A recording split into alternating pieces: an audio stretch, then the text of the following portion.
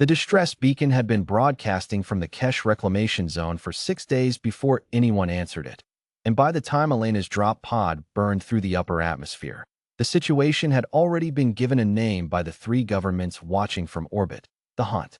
It was not a metaphor.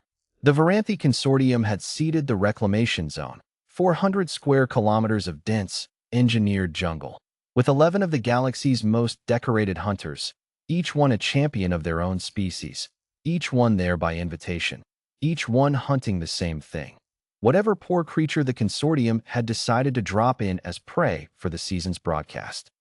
This season, the prey was a person, a human colonist, snatched from a border settlement as an act of contempt disguised as sport, because the consortium had decided humanity's recent, aggressive expansion into contested space needed a lesson in scale.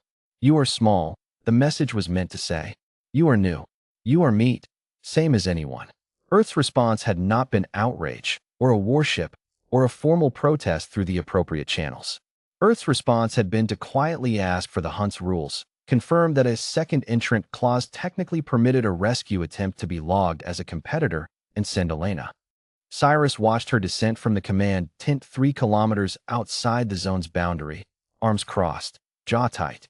He was the mission's tactical officer and had known Elena for 11 years, through 2 wars and 1 very bad extraction in the Perseus debris field, and he still felt his stomach drop every time her pod cleared the cloud layer and vanished into the canopy. "She's down," said the comms officer. "Signal's clean. She's moving." "Course?" Cyrus asked. "Toward the beacon." A pause. "Straight line. She's not even trying to be careful about the terrain." Cyrus allowed himself the smallest exhale that might, in another man, have passed for a smile. "She's not being careless. She's making sure everyone in that jungle knows exactly where to find her." The first hunter to find Elena was a Tharsk warcat, 600 pounds of muscle and heat-sensing pit organs, a species that had topped the consortium hunter rankings for 11 consecutive seasons. It found her crossing a shallow riverbed, alone, unarmored, carrying what looked like an ordinary field pack. It gave her the traditional courtesy of a warning roar before the kill. Thars considered it beneath them to strike without one, and Elena did not run. She turned toward the sound, dropped to one knee in the water, and by the time the Tharsk broke from the tree line in a full charge, she had already planted 3 motion-triggered charges in a loose triangle around her position and was standing perfectly still in the center of it, watching the 600-pound predator close the distance with an expression that held no fear at all, only the calm, measured patience of someone counting down. The Tharsk crossed the second charge's trigger radius at full speed. The broadcast feed, watched by every hunter still active in the zone, cut to static for 4 seconds.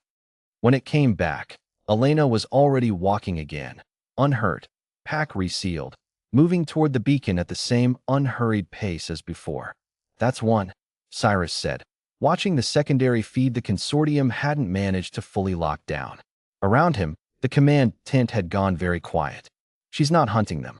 She's letting them hunt her, on ground she already chose." The Tharsk was ranked first, the comms officer said, voice tight with something between horror and awe.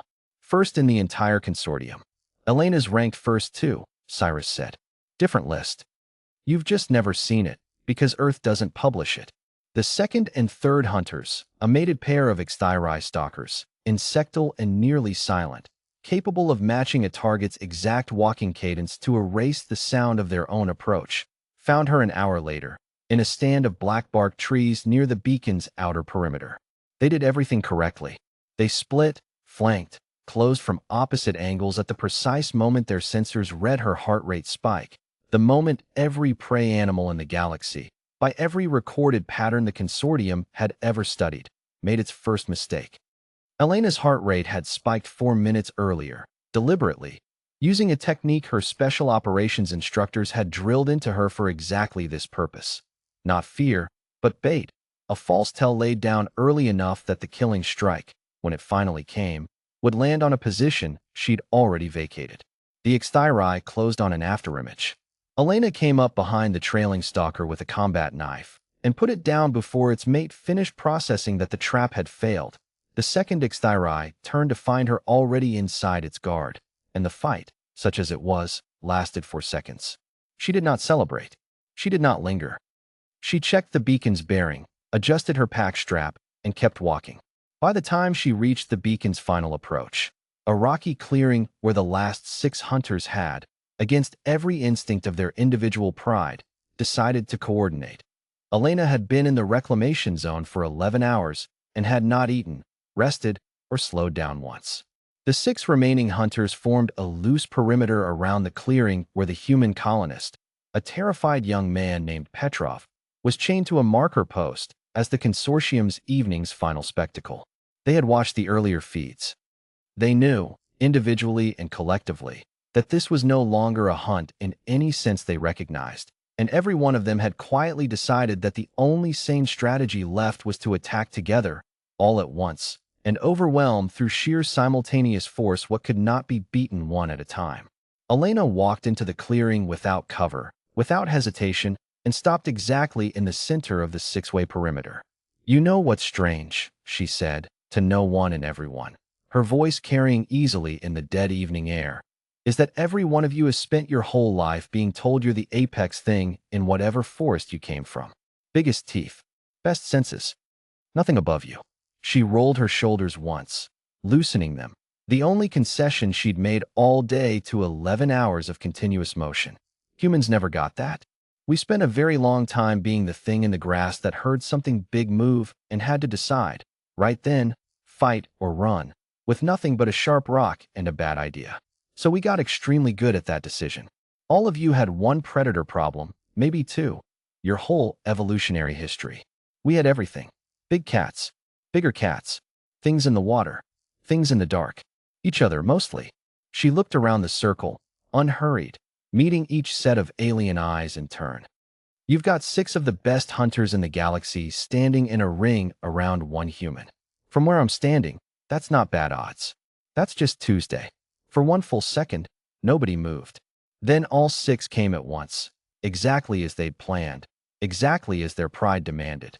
And Elena, who had spent 11 hours mapping this ground, laying charges in patterns only she knew, and positioning herself with the wind, the light, and the terrain all working for her rather than against her, did not run, did not freeze, and did not lose. Cyrus met her at the extraction point 40 minutes later, Petrov wrapped in a thermal blanket and already being loaded onto the shuttle. Elena walking under her own power with a split lip and one arm held slightly wrong, otherwise upright, otherwise steady. 11 hunters, he said, handing her a canteen. Galaxy's elite. Consortium's going to need a new season format. Elena took a long drink before answering, and when she finally did, her voice held no triumph, only the flat, tired honesty of someone recounting a day's work. They weren't hunting me, Sai. They were hunting whatever they think humans are. Something small. Something that runs. She looked back once at the darkening jungle behind them, quiet now, its broadcast feed already going dark across a dozen worlds that had watched the whole thing unfold. Nobody tells them what we actually are until it's already too late to matter. She climbed into the shuttle without looking back again, and somewhere above the reclamation zone, on every channel that had carried the hunt, the consortium's broadcast feed cut permanently to black.